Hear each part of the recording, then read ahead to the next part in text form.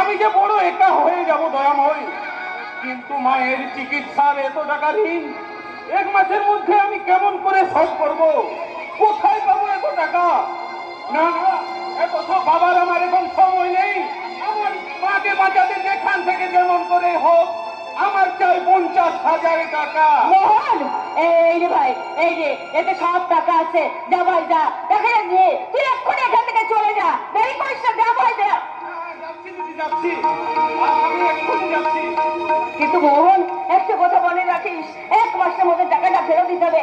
না পারলে তো দিদি কিন্তু ভীষণ বিপদে পড়ে যাবে ভাই। তুই ভাবিস না রে দিদি, 1 মাসের মধ্যে আমি এই যে, ওই ব্যাপারটা কি?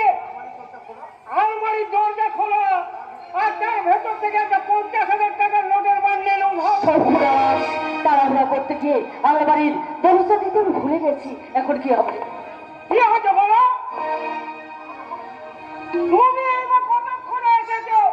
এই কিছুক্ষণ হলো। এই অনেকক্ষণ আগে এসেছে। যা মোহন যা, তুই এখন বাড়ি চলে যা ভাই। যাচ্ছি যাচ্ছি দিদি। সঙ্গে সঙ্গে বাড়ি দিতে বলছো? না মানে মায়ের অসুখের খবরটা দিতে এসেছিল। মাকে অপারেশন করাতে হবে তো তাই। যা, কি হলো বলো? তুই দাঁড়িয়ে আছিস কেন? আরে যাবি তো নাকি?